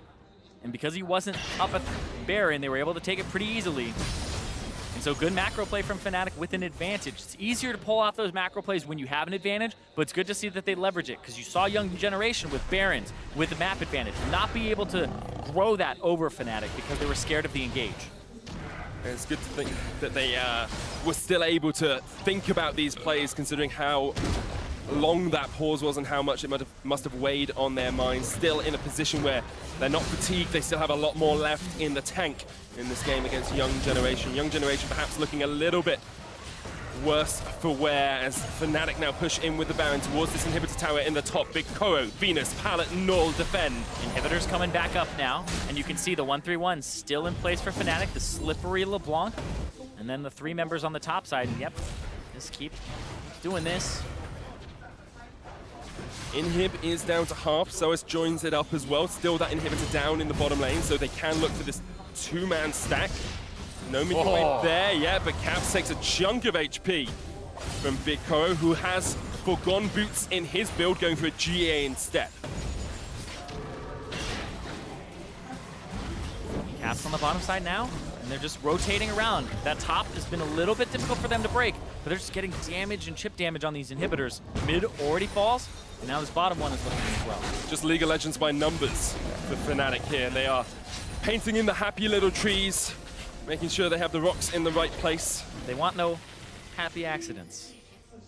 They've had a few this game as they've been out of position from time to time. They just have that Baron buff, not empowering the minions in this wave, which means it would take them a little bit longer to get there. Looks like Reckless might be going back to sell his boots and buy a new item, but instead, just going to push up the next wave. Now, he values the boots very highly here in this matchup because of the fact he doesn't want to get hit by spears. He wants the movement speed to avoid. Could be the Phantom Dancer is what you would replace it with, but the boots still, I believe, give you a little bit more here. Ren caught out, dodge from Caps. Explosive cast was channeled as well as Ren now looking for the chase, but the jump away from Caps. And now we'll see Fnatic going for a fight on the other side. Chain of Corruption lands, there's a Glacial Prism as well, all onto Pallet. So it goes in, Jez's trying to connect. Blue Inhibitors dies in the bottom lane as Caps takes it down, and now he's going to join the fight. So it's a great bomb and stun, and Loose Power kills Reckless, but Caps is just going for the Nexus Towers here. Fnatic have been forced back. Caps looking to see if he can win this game. Yeah, they got to stop him on these Nexus turrets. They might lose one here with the damage from the creeps.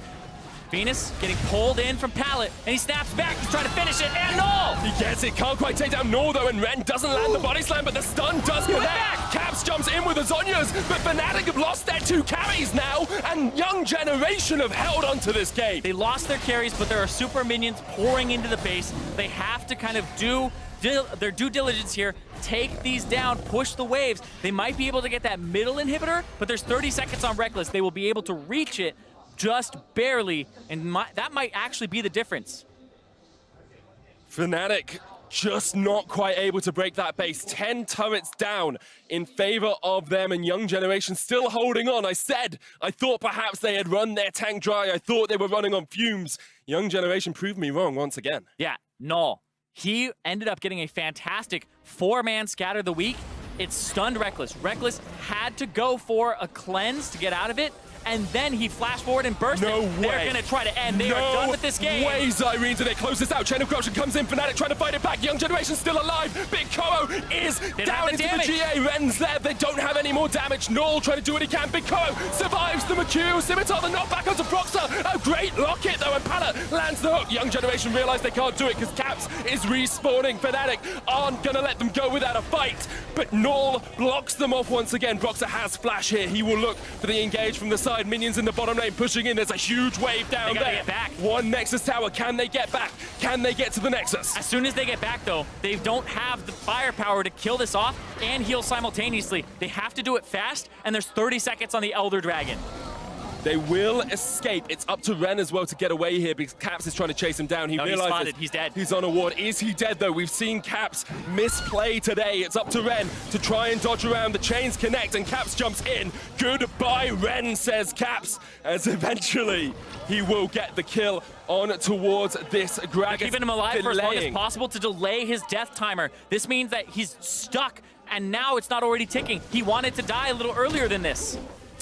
Will eventually go down, though. Caps does secure the kill. Elder Drake up in 2 seconds. Fnatic, though, could just look for the 4v5 in mid. Caps teleporting in towards that bottom lane. One inhibitor is alive still for Young Generation in that top side. One Nexus tower between Fnatic and the win that they so desperately desire in this game. Yeah, and they have 60 seconds of a 4v5. They don't care about the Elder Dragon right now. They care about pushing up and trying to win this game. We're seeing more item swaps. GA swapped out for Death's Dance for Big Koro. It's up to him, it's up to Norn, it's up to Venus, who has a death cap of his own. The knockback minion's not quite there. The stun, though, is going to land onto Venus. Big Koro chased off towards the side. There's the charm. Mercurial Scimitar a little bit too early, but it's still Big Koro surviving. So as Reckless ending the game. Unleashed Tower. Reckless says, I don't care about your kills. I want a Nexus. The best 50 gold he secured this game. Reckless ends the game with the team pushing forward, and really the team play there from Fnatic to understand what to do once their enemy had misplayed. The fact that they tried to end the game, Young Generation got too greedy. They pushed up with an Elder Dragon spawning. They could have reset, and Fnatic said, we're gonna run you down mid. We're gonna set up, and they caught Ren. It may not be the victory screen for Young Generation, but they can take a huge amount of hope from that game as well, pushing Fnatic to 52 minutes in a game where they had a composition that seemed to fall off after the early game. They really did a number on Fnatic, forcing them all around the map, and it's a wake-up call for those EU LCS favorites in this game. And it makes this group incredibly interesting. It could have been all of them ending the day tied 1-1, but it leaves Young Generation at 0-2, Chaos Latin Gamers with the 1-1, and Fnatic at the top with the 2-0. But you look at the game between Chaos Latin Gamers and Young Generation earlier on, and you say, if Young Generation play like this, they should take Chaos Latin Gamers, assuming that Chaos Latin Gamers don't find something else in their tank. Yeah, and the fact that this was a lot of Null, I love the fact that he was one of the reasons that they got back into it. Reckless died one time, it was because Null blew him up in that fight. And really, I feel as though this mid laner, he had the CS 70 up at the end of the game against Chaos Latin Gamers. In this game, he was how they were in the game, and we can see a little bit of how that mid priority is working out for them with the aggressiveness of Venus in the jungle. It just didn't translate because the comp did fall off. Like, we're looking at, like, I just want to take a little moment for this because they had the Draven, they had the Thresh, they had the Nidalee. They had a lot of aggressive picks in lane, but those weren't what won them the early parts of the game. It was the Syndra in mid, a very standard pick. If they had picked standard around it, it may look a little bit different when you hit those mid-game, late-game points. Definitely. 100%. I totally agree with you. I think a lot of people will be surprised by how well Young Generation did in that game. We're going to get the thoughts on that win from Fnatic from the analyst desk. Let's send it over to you guys. Thank you very much, Medic. Of course, a final display coming in from Fnatic to close that one out. A nail-biter of a game, and it's so close. And I just want to immediately get into this first replay. The fight for Elder Drag felt like such a huge pivotal moment for me, and when we look at it, look, all I'm saying is, yes, Caps got destroyed in the early game, but if Meteos gets credit for 2 Lee Sin kicks in that Flash Wolves game from 2016, Caps definitely gets some credit here. Caps is by far the worst LeBlanc I have ever heard of. But at least you've heard of it. So, we want to keep track of what he does in this fight specifically. And the first thing you'll notice is that he helps his team secure the Elder Drake, and then he's going to get this beautiful flank down onto Null. And to Null's credit, he has been playing exceptionally well, but when your flash is down, when your cleanse is down, there is very little that you can do against the LeBlanc that you just don't have vision of. And I say that he was able to get the ulti down onto Caps at the very end there, but a clutch Zhonya's prevented him from losing his. And I think the big thing to look at is Young Generation backed kind of unnecessarily far off that Elder Dragon, and once Fnatic realized how far away they were, it was a very easy call to burn the Elder Dragon and then take the fight, whereas before it was all about positioning, and if you get the dragon down low, you might lose the smite, but Venus ended up so far away that wasn't a threat. And well, ultimately, I feel like Fnatic does deserve a little bit of praise for staying focused. We said, hey, Caps may be frustrated. He did kind of come back and show up when it mattered most. We also have to be a little critical for Young Generation, because ultimately, this felt like this game was in their hands. And I want to know what really went wrong here for this team. I mean, there were a couple macro calls that you can look at, like the decision to try and end the game. That clearly didn't work out that well. But there's no reason that call alone is why they lost. There were a bunch of mistakes out of Ren where if he played just a little bit better, I feel like that they probably could have been able to win this game. I mean, what you have to bear in mind, right, is that Young Generations are the second seed coming in from the Vietnamese region. And the fact that they were able to push Fnatic this far back means that they definitely deserve a lot of credit for not only their individual talent, but for how effectively they were able to punish the poor plays demonstrated by Fnatic. But also, you just saw the slight difference in experience and understanding of how to play the game, positioning, setup, that Fnatic were able to consistently punish once you got into those really late game fights. And what I will say is it felt like if they did have a different top laner, they might have actually been able to fully punish Fnatic and win the game. I agree. And luckily for them, they do have another top laner on their team, Nocti, the guy that they brought in their finals to reverse sweep to get here. And I wouldn't mind seeing him potentially tomorrow because the rest of Young Generations feels like they're stepping up. And honestly, I don't want to put it all on Ren because, of course, there were mistakes across the board. But you are right that in both of their games, he has felt like sort of a weak point. And in the same way, once again, when we look at their final series that they had to play to get here, they lost 2 games with him. And then they brought in Nocti and everything turned around. And at this point, that is exactly the kind of turnaround they need if they want to lock in a first or second seed. Yeah, especially given the fact that they're playing Gragas, which is something that's more in the wheelhouse of Nocti, someone who wants to play the Galio, these tankier things, and Ren was the more aggressive one, picking Gnar, J4, Renekton, these kinds of things. So it is a little surprising. I know you can't, put Nocti in once you realize you're taking the Gragas and putting it top, but it is something where it feels like this playstyle looked pretty good, and I wouldn't mind seeing it with a more tank-focused top laner. But now we get to be even more excited for the matchup between Young Generations and Chaos Landing Gamers tomorrow for that fateful potential rematch of that second seed, because Young Generations already stepping up in their second game of the day. You can only imagine that they're going to continue to get better, while Chaos Landing Gamers are going to review and evaluate to see how they can make sure that they stay on top. And on the same side, Fnatic, of course, starting off with the 2-0 does look good, but when we look at that final game, it doesn't feel quite as powerful as we look at the Cloud9, for example. And we have to wonder, what are Fnatic going to do coming in tomorrow? What are they going to evaluate? Because there's a very real possibility that in a rematch, Young Generation could take it, not just looking at Nocti or Ren, but across the board, Fnatic got pretty wrecked in the early laning phase. I think we have to remember WE on day 1 and how well they got challenged by Lion, and they were able to win out on a very long, drawn-out game. And I think it's one of those situations where these teams from emerging regions are effectively able to challenge some of our top teams in terms of individual skill, but also in team fight capacity. And I think that for a lot of our top pool seeds, they aren't fully respecting that, but after their first losses, they should be able to learn and identify and show a lot more respect to future opposition. And honestly, it's pretty hard.